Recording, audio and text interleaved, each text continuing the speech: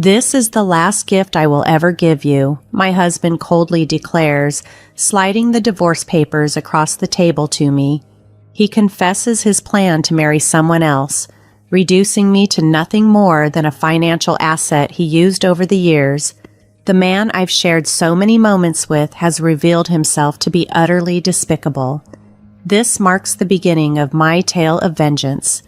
My name is Helen, and this year, as I turn 52, I face a pivotal moment. Tomorrow isn't just another day, it marks the end of a long period of debt, which I will finally settle. My husband Scott and I have poured our sweat and tears into our life together since we tied the knot 22 years ago when I was 32 and he was 34. He owned a liquor store, a family business passed down from his deceased parents. Meanwhile, I worked in an office. Our paths crossed through a mutual friend and we began dating to marry. Back then, my only worry was whether he would expect me to help run his store. I was a financial consultant, advising on insurance and investments for both individuals and businesses. I earned a decent salary, enjoyed my work immensely, and was studying for a certification to advance my career further. When Scott proposed, he supported my ambitions wholeheartedly. "I know how hard you've been working for your certification, and I want to support you in any way I can," he assured me. He had enough staff to manage the store, so he encouraged me to chase my dreams. His support was crucial in my decision to marry him. He seemed genuinely kind and supportive, always in my corner. We set out to build our lives with a clear understanding. He would manage his business, and I would focus on my career. Our marriage appeared to be flourishing. However, about a year into our marriage, things began to change as he continued with his business. One day, while enjoying a rare day off at home, I was vacuuming under the bed when the machine dragged out a heap of papers. Given that we had moved in less than 8 months ago, the mess was surprising. Curious, I picked up a crumpled piece of paper and smoothed it out. The bold header caught my eye immediately. Reminder of payment. Below it, an outstanding debt of $320,000 in Scott's name stared back at me. It couldn't be just $3,000. My mind reeled with confusion. Why had he kept such a significant debt hidden from me? As soon as Scott returned home that day, I confronted him. "What is this debt? What's going on?" I demanded. His response was quick. "It's not what you think. This debt was left by my parents," he explained. It turned out this wasn't a personal debt, but rather one tied to his liquor store, inherited alongside the business. The debt was secured against both the land and the house we lived in, and he had no intention of renouncing the inheritance. I realized it wasn't his debt, but that didn't mean it could be ignored. "But this is a payment reminder. Aren't you supposed to be making monthly payments?" I asked, trying to understand the full scope of the situation. "I do make payments, but sales can be inconsistent," he replied. "Sometimes during slower months, I can't cover the payments. I have to prioritize paying my staff, so I've asked the creditors to wait." His explanation seemed reasonable at first, but the presence of a final notice on the reminder was alarming. "I didn't tell you because I didn't want you to worry," he added quickly. "Don't stress about it. The business is generally doing well, and look, we haven't been evicted or anything, right?" Although what he said was true, the revelation and his initial secrecy left a troubling impression. I stared at him, my anxiety clear. Then he threw me a curveball. "If you're so worried, why don't you help pay it off? You're earning quite a bit, aren't you?" His suggestion made me uneasy. After all, the store wasn't mine. But in a marriage, aren't partners supposed to support each other? "My debt is also yours," he added abruptly. "If my store went under, it would affect a lot of people. It's become crucial to our community." He was right about one thing.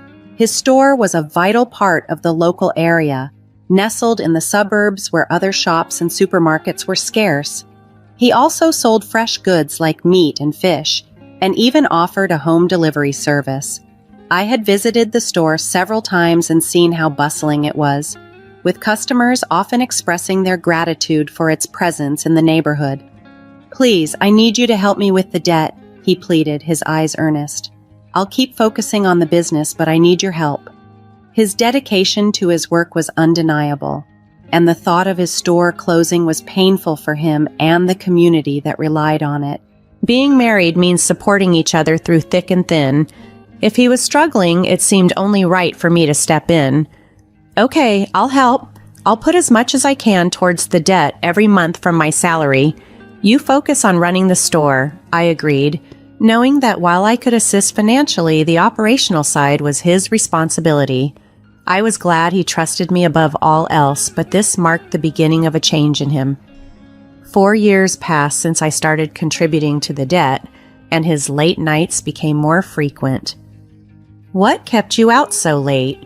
You reek of alcohol," I would ask when he stumbled in.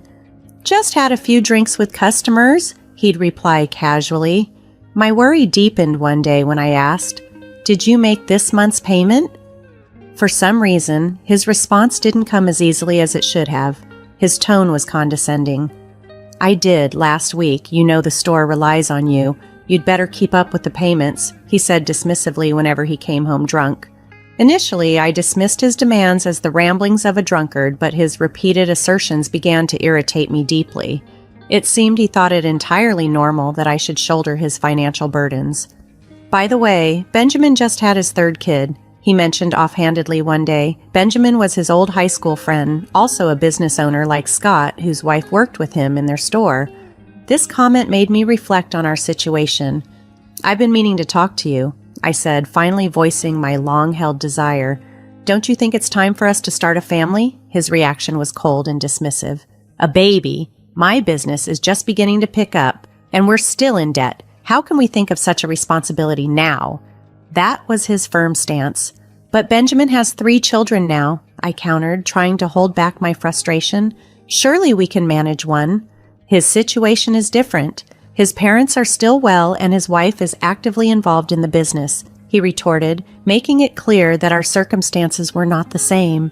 This conversation dashed my hopes of starting a family anytime soon. "So, until all your debts are cleared, we can't consider having a baby?" I asked, seeking clarity. "That's how it's going to be. If you make enough money and pay off the debts quickly, then I'll think about it," he replied, his smirk making me feel uneasy, yet pushing me to resolve the debt faster. I was naively committed, driven by the desire to start a family. Despite the irrationality of his demands, I became more dedicated than ever. I pursued additional qualifications, took promotional exams, and secured salary increases. I began to earn significantly more than other women my age, even making advance payments on his debts. My efforts were relentless, fueled by a mixture of hope and desperation. The debt was a relentless burden, and before I knew it, I had turned 40. The dream of having children slowly slipped away. Despite this, I comforted myself with the thought that I still had my husband, Scott. He needed me, and I believed in our life together, which kept me content.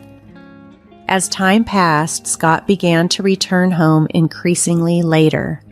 Sometimes he wouldn't come back until the morning, explaining that he had been with a customer and lost track of time as he strove to keep the store afloat. Seeing his dedication, I felt compelled to support him as best I could. We were in this together, sailing toward a better future. Years rolled on, and finally the day approached when I would make the last payment on the debt. All the sacrifices, all the skipped luxuries, soon I wouldn't have to hold back anymore. I could start spending my hard-earned money as I wished. Reflecting on our marriage, I realized how much of our life had revolved around money. We had never taken a real vacation or even enjoyed a meal at a nice restaurant. Now, in our 50s, I hoped we could start enjoying those things. On the day the final payment was due, I took a day off to prepare a special celebration. I cooked an elaborate dinner, complete with a bottle of wine and Scott's favorite chocolate cake. I set the table beautifully, eager to celebrate our newfound financial freedom together. When everything was laid out perfectly, I stood back and thought about how quickly the last 22 years had flown by. It feels like it's been a long time, but the last 22 years have gone by so fast, haven't they, honey? I remarked as Scott walked in. His head was bowed and his shoulders trembled. Was he crying from happiness, or was there another reason behind his emotion? To my utter shock, he erupted into a kind of laughter I had never heard from him before. "What the hell is going on? Are you okay?" I asked, bewildered and alarmed. With an air of audacity, my husband made a shocking declaration. "You are dismissed now. I'm grateful to you for the past 22 years. Thanks to you paying off all my debt, I'm a free man. Great job. I don't need you anymore." His words left me stunned. "What are you talking about?" I managed to say, genuinely confused. He pulled a document from his bag. "This is my last present to you," he said as the bold letters of a divorce petition seared into my vision. Proudly, he continued, "I've decided to marry someone else, so you are no longer of any use to me. Thanks for being my cash dispenser until now." "Are you getting remarried? Have you been cheating on me all this time?" I asked, piecing together his habitual late returns under the pretense of work or social engagements, while I slaved away to clear his debts. His smug expression did not falter. "I am not unfaithful. I have already found my next wife. I wanted to divorce you and marry her, which is why I waited for you to clear my debt." Tears welled up as the absurdity of the situation hit me. The lavish feast I had prepared blurred before my tear-filled eyes. "Get the hell out of here," he snapped, thrusting the divorce papers at me. My anger surged, boiling my blood faster than sorrow or despair could settle in. "Okay, but you won't regret this?" I forced the words out. "No, I won't. Why would I regret divorcing an old hag like you?" Old hag? If I were hurt, he would be an old fart, I thought to myself, amused by his delusional self-image. His misconception was so ludicrous that it helped me regain my composure. Taking the divorce papers, I declared, "I'm going to take this with me for now." With a heavy heart, I gathered my belongings and left the home we had shared for 22 years. The abrupt end to my 22-year marriage left me reeling.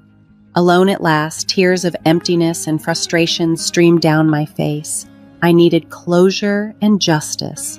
Soon after, I consulted my attorney to draft a divorce agreement and sent it to Scott. I also requested a background report on his new fiancée to see what I was dealing with. Not long after, Scott called me, his voice thick with fury. "Hey, Helen, what the hell is this document?" he barked through the phone. I could almost see his face turning a bright shade of red. "It's a divorce agreement. What about it?" I replied, keeping my tone even and calm. "I know what it is, but what's this loan agreement? Why do I have to pay you back?" His voice was full of disbelief and anger, confused by the financial claims I had laid out. "This isn't just about any loan. It's about the money I paid on your behalf during our marriage," I explained. He seemed to struggle with the concept, protesting that I had chosen to make those payments out of my goodwill. "This is ridiculous. You decided to do this on your own, didn't you? Why are you digging up the past now?" he continued, unable to grasp the shift in our circumstances. "I did it as your wife," I responded firmly. "But if we're getting divorced, that changes things. It's only fair you repay me." The reality of his situation seemed to hit him then. He hadn't considered the financial implications when he asked for the divorce. Armed with my knowledge from years of working with insurance and investments and having contacts with experienced attorneys, I was prepared. The amount he owed me, including interest, was over $360,000. I was adamant about getting back exactly that amount. When he saw the name of a well-known local attorney on the document, he finally understood the gravity of the situation. "You know I don't have that kind of money," he protested weakly. "Sell the store to fund it then. If that's what it takes, so be it," I suggested. His response was desperate. "If I do that, I won't have anything left." "You're only 54. I pointed out. "You could still find a job. It's time you figured it out, just as I have." My resolve was clear. I was determined to start my next chapter on my terms, without the weight of his debts or deceit. The conversation was going nowhere, and I was ready to end the call, but curiosity got the better of me. "So how's it going with your new bride-to-be?" I asked. "None of your business," he snapped back. I couldn't help but burst into laughter. It sounded like he was having a tough time. "Good luck," I said, amusement still lacing my voice as I prepared to hang up. "Wait a minute," he interrupted urgently. "I've decided not to marry her. We can start over," he pleaded. I couldn't believe what I was hearing. "Start over? Don't kid yourself. I don't want you," I yelled, my patience finally breaking. Hanging up, I was left to ponder. Had I appeared more ridiculous than him to others during our 22 years together? I had respected him until the divorce and watched him work tirelessly for the store and his customers. But now I realized he was just a fool. The situation with his supposed remarriage began innocently enough. He flirted with a part-time university student named Elizabeth, exclaiming, "You are so cute, Elizabeth. Will you be my wife?" She played along, jokingly responding, "Well, I would think about it if you let me be a full-time housewife." But he took her just seriously. The idea of marrying a man nearly 42 years her senior was nothing but a joke to her. Yet it turned serious when he persistently pressed her to marry him, leading her parents to intervene and obtain a restraining order against him. Reading the private investigation report, I found myself laughing so hard that I started hyperventilating. All those nights he came home late, I assumed he was slaving away for his business. In reality, he was at bars and strip joints hitting on young girls. Boasting about his charm, he'd say, "I'm surprisingly popular with young girls. I'm a salesman, so I have this easy-to-talk-to aura and get along well." The report revealed the sad truth of his delusions and desperation. People often comment on how young I look and ask, "Don't you think so?" His remarks made the girls cringe, and he saw me only as someone to provide him with money, disregarding his older wife. His distorted view of himself turned him into a rather ridiculous figure who almost ended up in legal trouble with the police.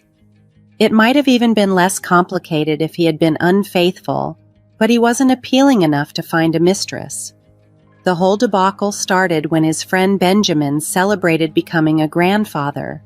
As soon as he saw my grandchild, he absurdly declared he wanted one too. I sharply told him that he shouldn't even think like that, especially since I was the one clearing his debts. He was utterly embarrassed. Looking back, I'm relieved I didn't waste my golden years with him.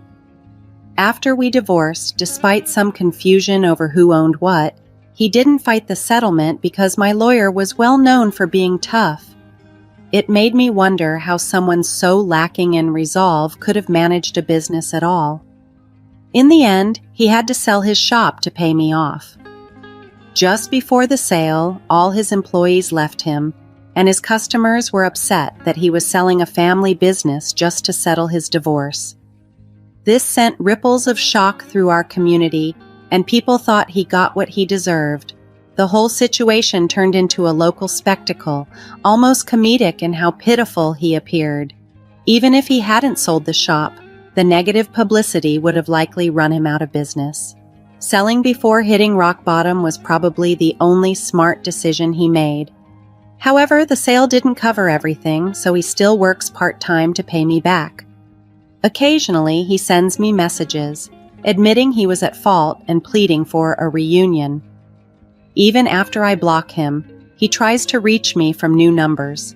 My attorney has warned him sternly, if he tries to contact me again, we'll take legal action and get a restraining order. Since then, the calls have finally stopped. Reflecting on everything, I realize how fortunate I am to have escaped a life tethered to his failures and fantasies. His chase after a youthful mirage not only embarrassed him, but also alienated everyone around him. As he continues his part-time job to settle his dues, I'm grateful for the peace and independence I found. The whole ordeal feels like a cautionary tale about living beyond one's means and the pitfalls of refusing to accept reality. He is petrified of the attorney. And guess what my job is now? I'm a marriage counselor. When I turned 52, I joined my friend's matchmaking service, a complete shift from my previous role. I used to work in a job that involved helping singles manage their finances, navigate insurance, and other practical aspects of life. However, I realized I wanted something more personally fulfilling, so I leaped to become a part of a business that helps people find love. Here, I focus on helping couples start their relationships with open, honest discussions about everything that matters, including tricky topics like money and life plans. Our straightforward approach has resonated with our clients, and as a result, our membership numbers have soared. Having experienced quite a few personal ups and downs myself, I'm driven by the desire to help others avoid the pitfalls I encountered. Although my current salary is lower than what I earned before, the joy and satisfaction I get from assisting others in finding happiness is immeasurable. Each day, I help people build strong, lasting relationships, and this work has become my new source of joy. After separating from my ex-husband, I discovered my happiness, and now I consider myself a bridge to happiness for others. Every day brings a new opportunity to positively impact someone's life, and this role has given me a profound sense of purpose and fulfillment.